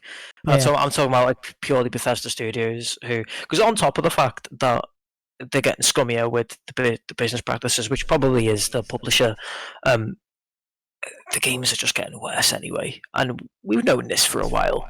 And we've known that like they've been going downhill in the past for the last 10 years. So those games have always been like especially buggy on release. Like you remember Fallout New Vegas and like the Doc's head that used to just twist like the Exorcist. I don't even mean the bugs though. Like they have always been buggy. Like Morrowind's buggy, Daggerfall's buggy. They've always been buggy. It's part of the fun. It's part of the charm. I think really the bugs. But they've got like even lazy with it as well, which is the issue. Oh, we lost Tef again? No. Hello? Oh, I can hear you saying no. Oh my god, you're close to the camera. Can you hear me? Am I good now? I could hear you screaming no. Oh. I'm off screen. I don't know why you keep cutting out. Am I good? I wasn't even talking then. I didn't know what was going on anymore. You were just freezing a little bit. Don't worry about it. It's fine. I think you're okay now. Cool. No, I was just going to say that they've kind of just gotten unfocused now, the Bethesda games anyway. Like they've stopped being RPGs, which I know a lot of people can't stand. I don't necessarily have a problem with that in and of itself, but if you're going to if you're going to dumb down the RPG side of things, you've got to pick up the slack elsewhere. And it's not like the writing's gotten any better, or like the action's not even gotten that much better at all. Like Fallout 4 was not an RPG at all, but I wouldn't really call it a shooter either. Honestly, I didn't mind Fallout 4 that much. Like I played it, it was okay. I enjoyed it for what it was. It is okay. It's a fun game, but it's not a classic. And you know, there's an expectation with Bethesda games for them all to be classics, really, isn't there? Which I know is a stupid thing to expect. They can't knock it out the park every time, but you do, because they put so much time into those games. You expect them to be good when they do finally come out. And you know, Fallout 4, they had a decent amount of time. They spent about 4 years on that game. So it was a good chunk of time between Skyrim and Fallout 4. So, I mean, I must have played like 60 hours of it. Maybe I played a lot of it on stream back when I think Eleanor gave me her account to play it. So I played it on that and I enjoyed it for what it was. I did have a lot of fun with it. I didn't like the build and stuff though. It was too much. It's too much like messing about, and it wasn't very well done, I don't think. No, it wasn't very well done. I was really excited for that, but I found it quite limited actually. It just felt like you were smacking things down on top of a pre-existing world, and I don't know. Had it been a bit more in depth, I maybe would have liked it more. But either give me the preset sort of safe houses, or let me build things from the ground up. I don't like it being in the middle. It seemed just like a half measure, really. So.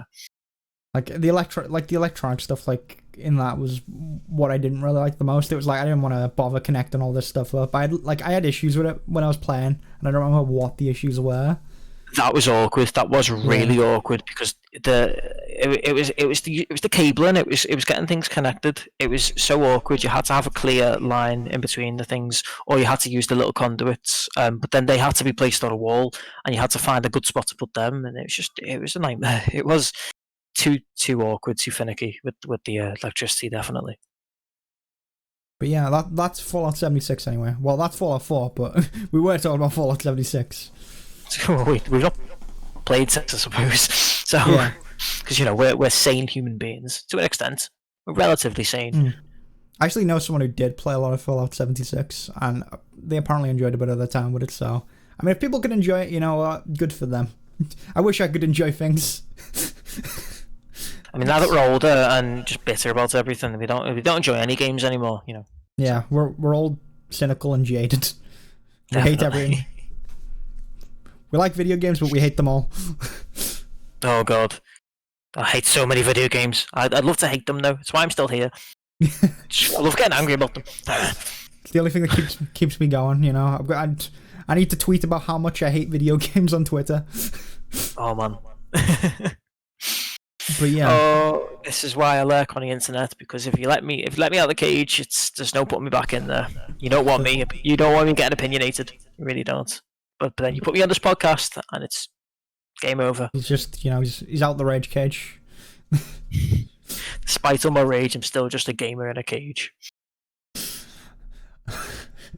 I feel like that needs to be the line. I want that on a t-shirt. Oh no, you don't. That's the cringiest thing. It's okay to say it. Saying it is one thing. You can't put it on a shirt. No, that's gonna be put on a shirt. That's like no. It sounds like that classic. They say gamers have no life. They're wrong. I live many lives. But you gotta put awful lines like that on t-shirts. I just think they're funny too. Well, you've said that now. No one's going to show up at your door. Angel's probably typing that up as we speak, typing that into a website. She's drawing out a shirt right now. It's going to be just your head in a cage with the text above it. Oh, I hope so. Do it, Angel. Do it. All right, but make me proud. That's all the news for this week. Anyway, we are like an hour and almost 50 minutes in. We did talk about the news quite a lot, even though there wasn't much of it. We do like to ramble here. This is a video game podcast where we talk about video games. We have done that, indeed. And we've done a lot of that. Well done, us. Very good. But yeah, I guess it's just topic time now. I guess so. Yeah. I really don't have much to talk about in mine. I'm not even entirely sure what mine is. It's been brought on by the Ueda games, but this is something about the way I play games anyway. This is going to be hard for me to talk about because I was originally kind of banking on Ziff being here for this one. I feel like he'll understand this more than you. And he I understand. Dip out on the last.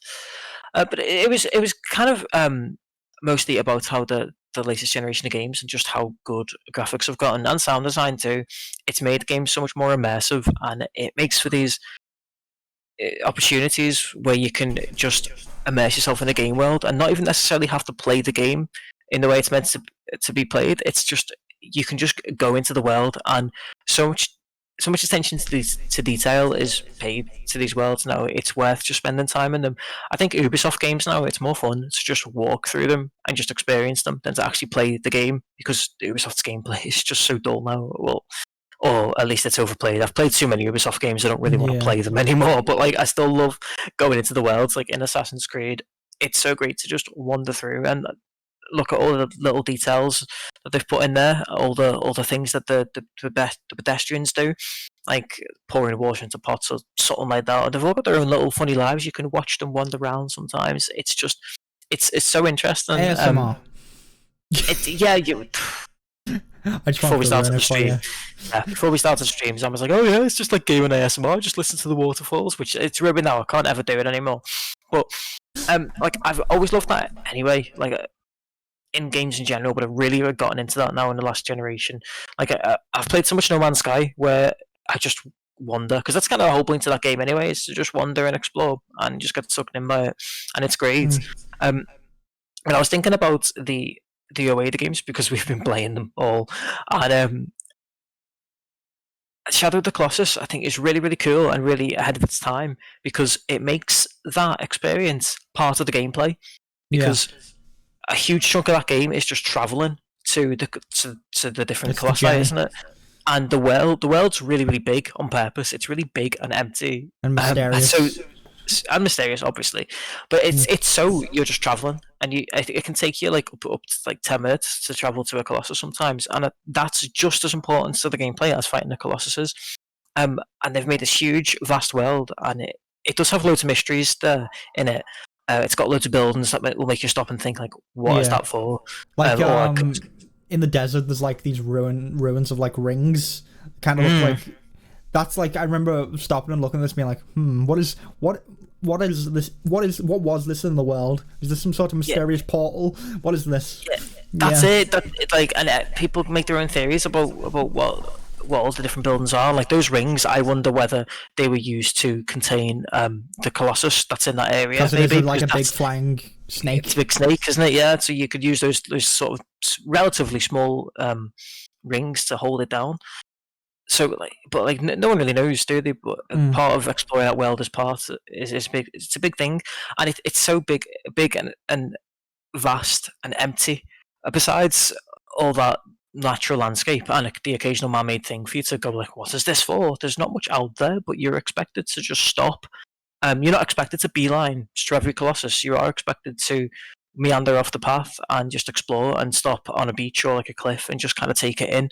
That's a big part of the game, and the game encourages you to do that. There's not even anything out there for you to gain from a gameplay sense. There's nothing for you to gain from just wandering out there because there's not really any collectibles. I mean, like, there's the lizards. There's the lizards and the fruit, but they're not needed at all. Yeah. Like, you don't need to find any of them to finish the game, and the game doesn't even tell you that they're out there. Yeah. It just does. How people even found out about them, I imagine when Shadow of the Colossus first came out, loads of people probably played through the whole game without knowing the fruit or the lizards were there. So I back when I did play, that's one thing that I did find them back in the day when I first played through.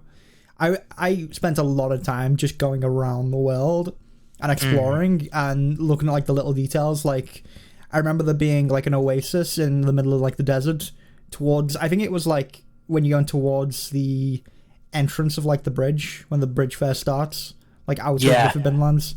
So there's an oasis there somewhere, and I think there was a fruit in that tree, and then I remember my horse then stopping, going over to the oasis and starting to drink from it, and I was like, whoa. I remember being like, so ahead of its time. Cool. All that detail was just totally unexpected in a PS2 game. Like, it was so ahead of its time. And I've been thinking about Death Stranding as well, because I think it takes so many cues from Shadow of the Colossus, and now that gaming's kind of ready for that level of detail, it's gone back to what Shadow of the Colossus did way before games should have been doing it, really, and it's taken that same idea on of making traveling the gameplay mechanic, hasn't it? Right down to the fact that you can trip over rocks. You've really got to think about where you're walking in Death Stranding, like you would do when you're really hiking. It does get a bit like Quap. I don't know if you played it. Well, it's not out on PC yet, is it? So yeah, I can't imagine you would have done. But it's really built into the mechanics in that game. Like, you've got to be careful not to overbalance. You've got to be careful where you walk, like you would do when you're really hiking. Like, and how much you carry. How much you carry, obviously, because it's like a courier simulator too. You've got to be careful on how much you're carrying, but also where it's placed, because you can put it on your arms, and you can put it on your back.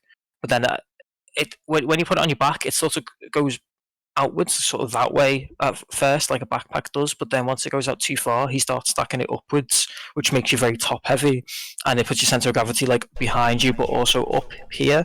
So it's very easy for you to tip over. So you want to put some things on like his legs and his arms to balance you out. It's things like that, but the world is actually, it looks very similar to Shadow of the Colossus does, because it's just a lot of empty valleys where there's nothing out there, at least until the funky rain comes and the ghosty monsters appear, which doesn't even happen all that often, and usually only happens in specific spots of the map.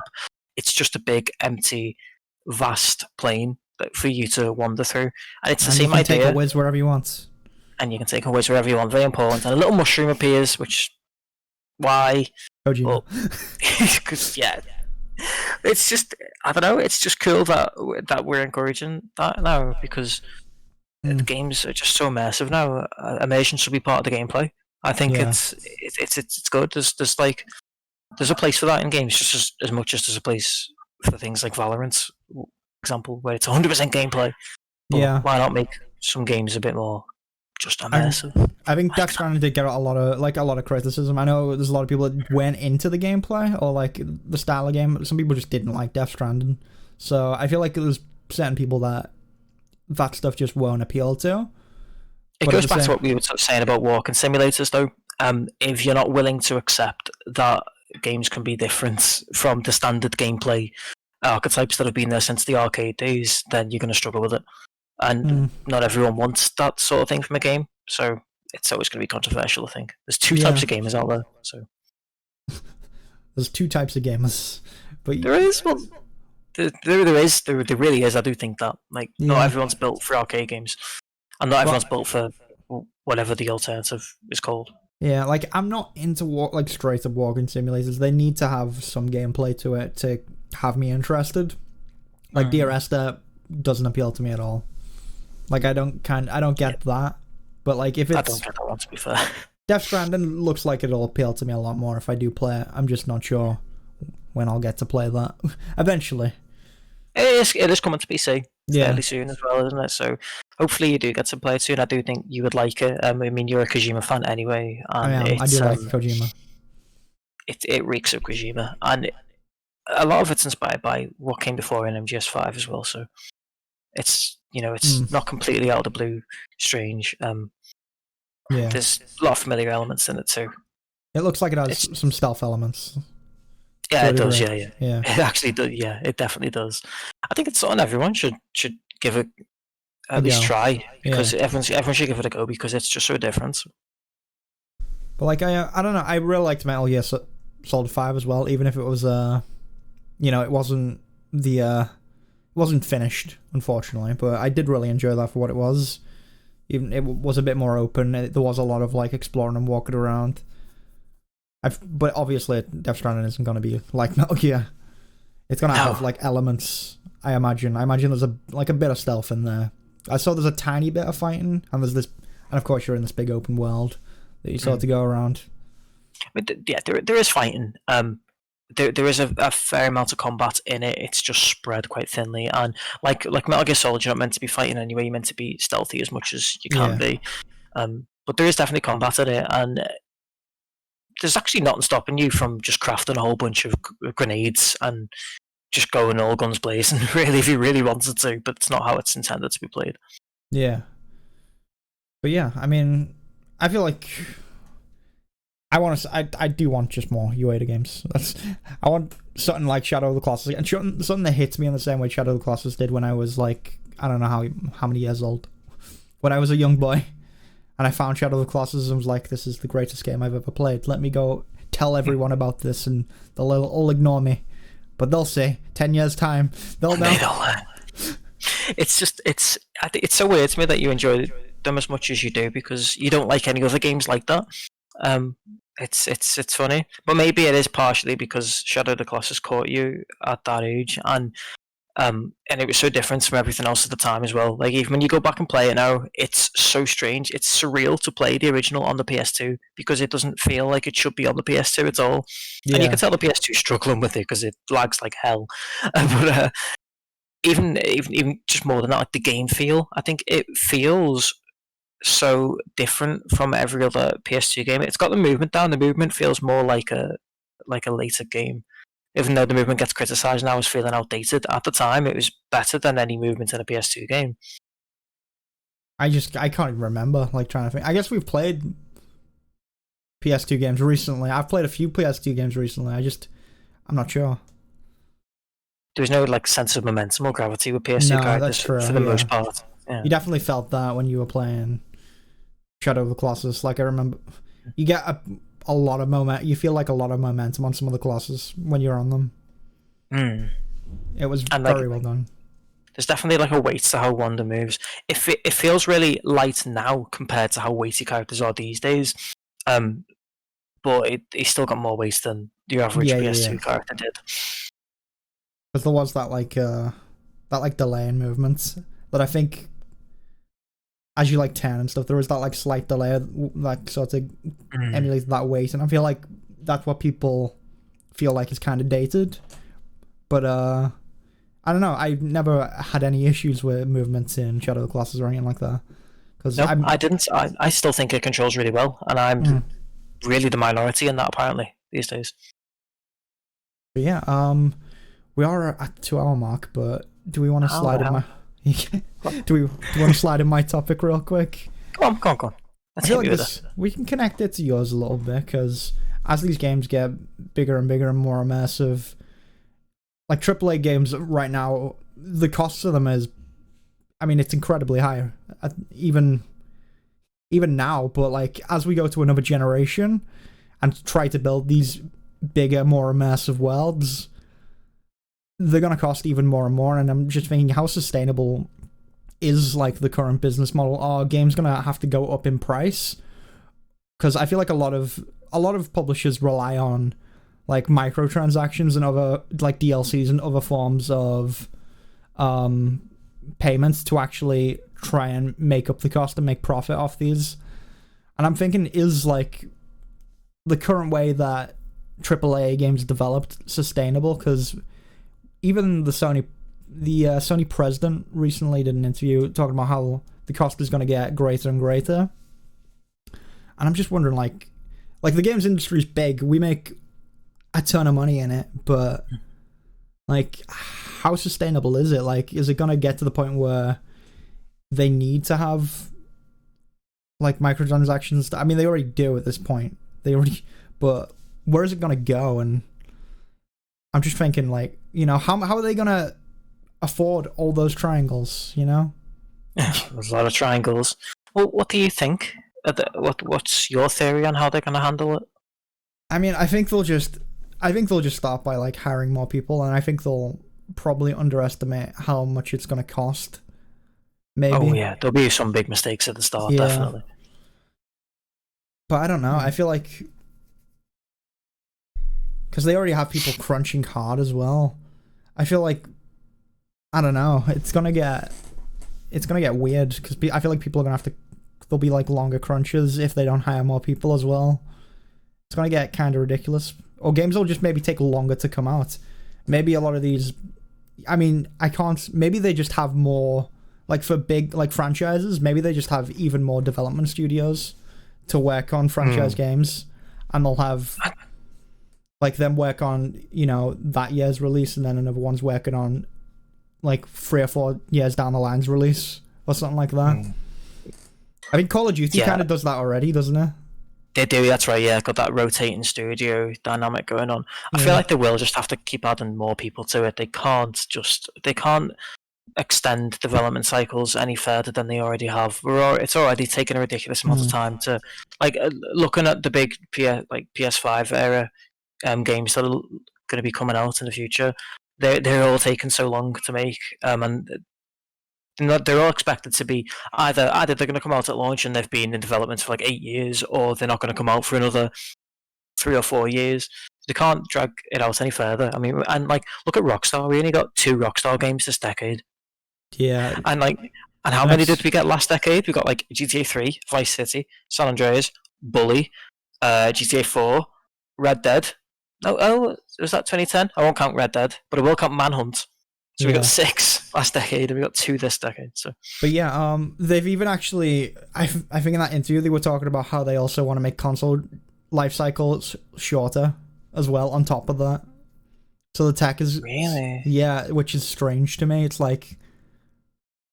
you'd think at this point the life cycles would get a little longer, but to be fair, this generation I think this has been shorter than the Xbox 360 generation, wasn't it? Yeah, it has been, but that's not saying much, because that was a really insanely long generation. That was a really long one. But I think we might end up going back to that. I don't know. I feel like there's no way we can have these short life cycles, and then I don't know. It's if they want to make them shorter, and we're going to get more and more generations, because they're relying on early adopters to actually purchase the consoles and the initial games to actually support that sort of ecosystem, I suppose. I think if they go all in on backwards compatibility, though, then they can. I think they can afford to sell consoles on a more regular basis. If they can create a system that's more like how phones work, then it'll make sense. You know, they can bring out a new model every year or every couple of years. That's a smaller upgrade, but you can just upgrade to that once your model starts to feel a bit less powerful or starts to get slowly phased out. Because I'm sure they'll obviously have to drop compatibility for older models. I can sort of see that happening because with the way they both Microsoft and Sony are going all out on backwards compatibility, it's going to really blur the line between generations. So yeah, because I don't know if you've seen, Sony said that from this month onwards, any PS4 game that comes out has to also be certified to run on the PS5 with no problems. Because I think the way the backwards compatibility, from what we know so far, what they've hinted at, it sounds like the backwards compatibility with the PS4 games is going to be on a sort of case by case basis, where they'll have to make sure that it definitely runs properly, because it's essentially running on an underclocked PS5, isn't it? They're expecting most of them to run, but there might be a few maybe visual glitches, things like that, with all the older games. But from this month onwards, they have to run properly on the PS5 as well. Like 100% have to be certified to run well on the PS5, no issues. that's interesting. Which, yeah, it's showing that there's not going to be a stark divide anymore, and we're not going to get games like we used to in the past, where you'll get a game release on both generations. We're not going to get a situation like we ever did with GTA 5 or going further back, like when you'd have vastly different games on the PS1 and the PS2. Like Tony Hawk, Pro Skater 3 and 4 came out on the PS1 and PS2, and they were basically separate games because they had to be developed separately on different engines, and we're just not going to get things like that anymore. I don't think. It's that's a good thing. Yeah, it definitely is. Yeah. That's. I mean, I've gone completely off track, but yeah, it's. Generations, I think, are a concept that they want to kill off, which might make it. That's probably going to make development costs cheaper anyway if they don't have to develop for two separate consoles. Yeah, I mean, that's definitely. I think you're not far off with them wanting to make it more like phones and like yearly releases of new versions. I think that would make a lot of sense, but I don't know.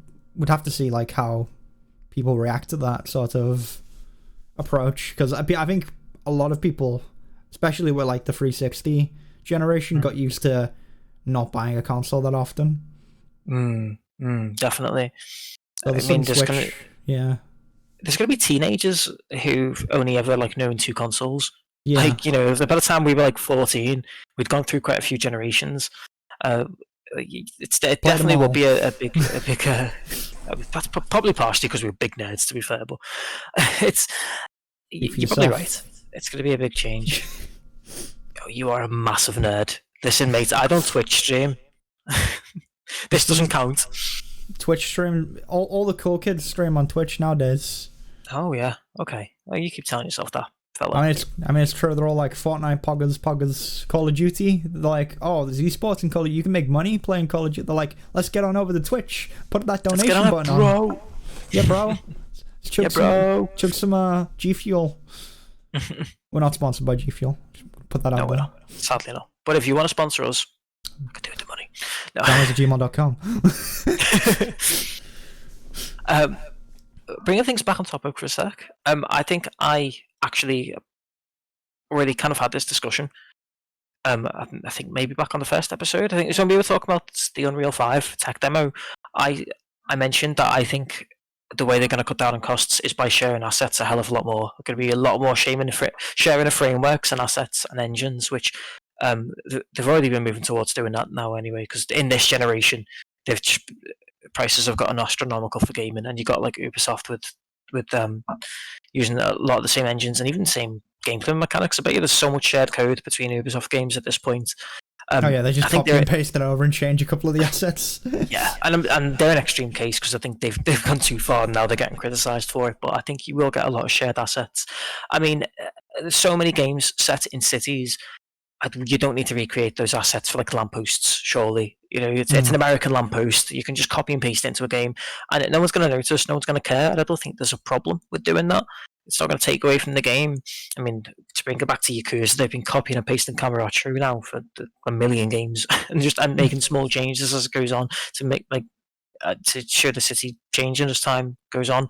And I think that's honestly that's fine. You use those frameworks. If different developers, different studios can help each other like that, and it makes things cheaper, it makes things come out faster, then do it. I think it's a logical way to save money, isn't it?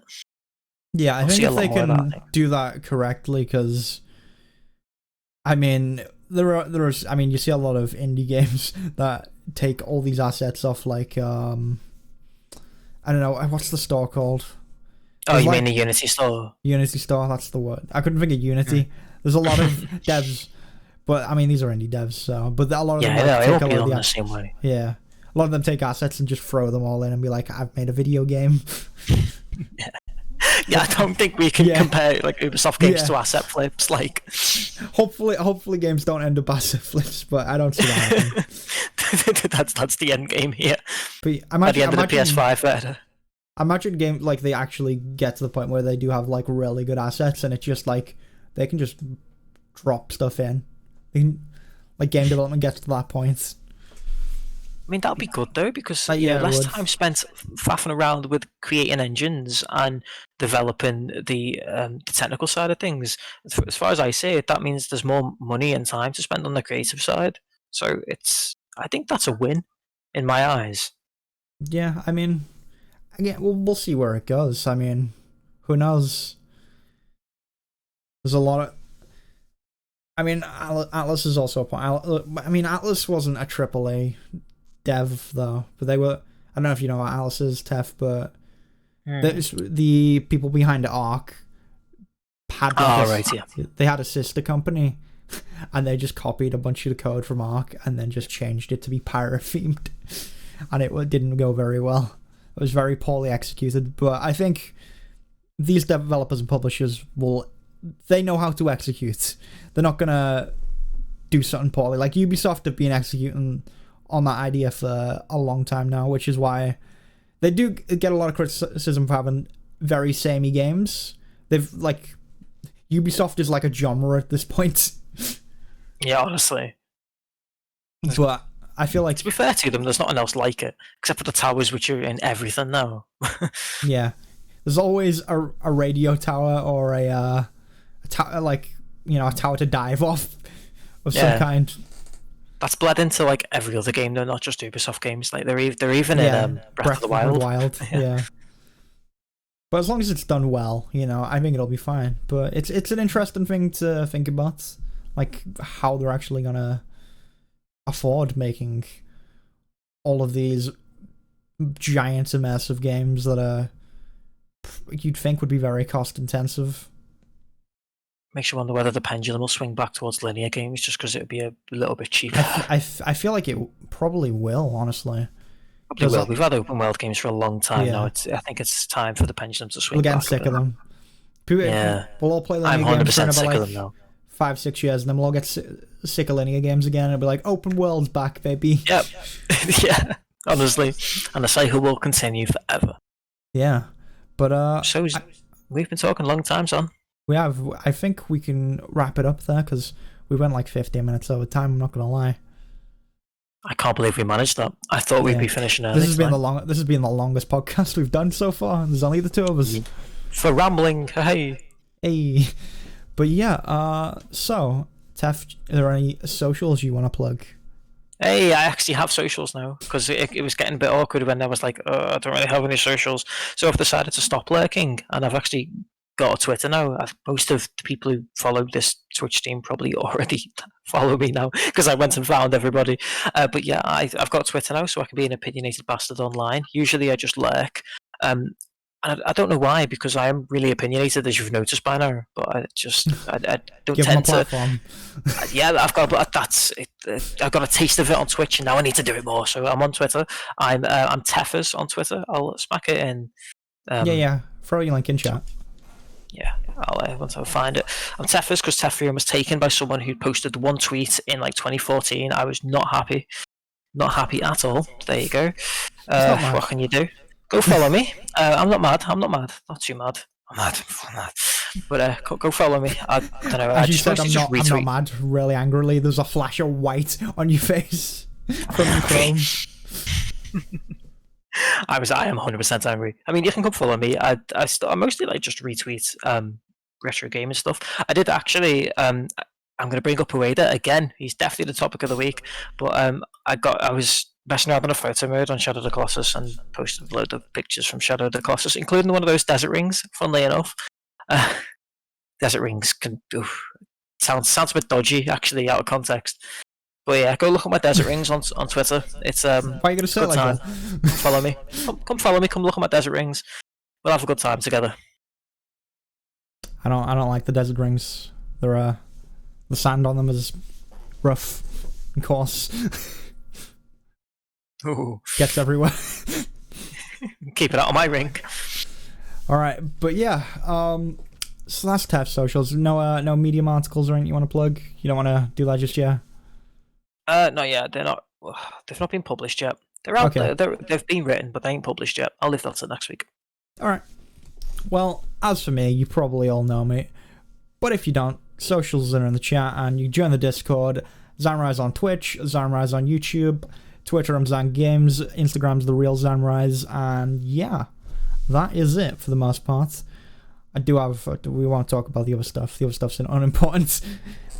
But yeah, thank you for watching, everyone. Thanks for hanging out. This has been the third episode of the podcast. We made a third episode. We're a trilogy now. I can't believe we made it this far. I can't believe I've not wanted to kill myself yet. Yeah, unfortunately, we did lose Sif, and he'll forever be in our hearts until in the next episode when he returns from the grave. But until then, like Lara Croft. Just like Lara Croft. I don't know why that was the example. Yes, when I think Ziff, I think Lara Croft every time. But yeah, thank you for watching, everyone. Thanks for hanging out, and we'll be back with episode 4 next week. We might even try. I mean, I tried to get Zolt on this episode. He was a no-show again, but maybe we'll have a guest next week as well. I'm thinking I'm going to try and push for more guests. Might be a good idea. But yeah, thanks for watching, everyone, and bonsoir. Bonsoir.